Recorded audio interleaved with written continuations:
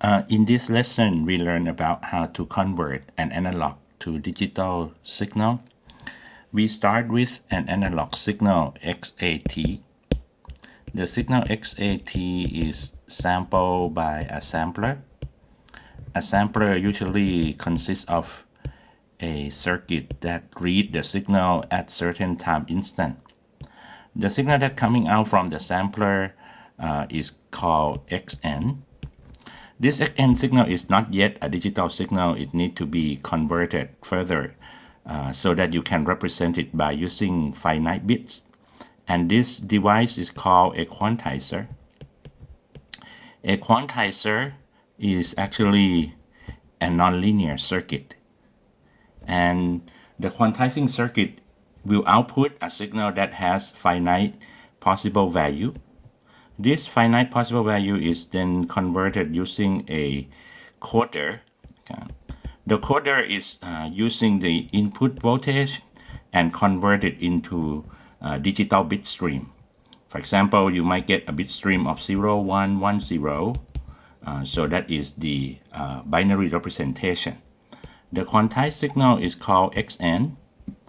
I'll give you an example by looking at a signal that I show here in the graph. So we have an analog signal XAT. This XAT is passing through a sampler. The sampler is then taking the sampling of the signal at some time instant. For example, when t equal to 0, when t equal to capital T, when t equal to 2 capital T, and so on. So here we show you the value of the sampling. And here, and then here. Okay, so you have t equal to 0, t equal to t, t equal to 2t, 3t, 4t, and 5t, and so on. So at this time instant, you get the discrete time signal. The discrete time signal XN is then being converted into a digital one. And when you convert into a digital one, you have to change it using the quantizer. The quantizer will have finite possible value. For example, in this case, we're going to get the final result like this one. Okay, so we have this one quantized to 0 to the nearest level. This one quantized to the first level. And this one quantized down to this level. And this one here quantized perhaps to the upper level. So it's go to the nearest level like so. So in here you get the quantized signal. Okay, so here the red one is the quantized signal. Later you need to also convert this sampler into bit stream. For example, the lower level we call it 0, 0. The next level we call it 0, 1, 1, 0, and then 1, 1. In this graph, I show you a 2-bit A to D converter. So the final bit stream for the first one will be 0, 0, the next one 0, 1, the next one 1, 0, and the next one 1, 1, and the next one 1, 0, and 0, 1, 0, 1. So that will be the output bit stream from the analog to digital conversion. So we write the output over here.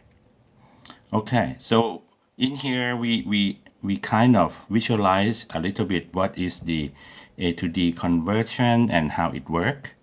Mathematically, the A to D conversion also has some representation. Okay. For example, if you have XAT, you put it into a sampler, the result is called XN. So this XN here can be represented as an equation, XN equal to XAT, where T equal to NT. Okay, so this is the representation equation of the sampler. Also, we have a quantizer. Okay, so you have XN is then being quantized. Okay, a quantizer.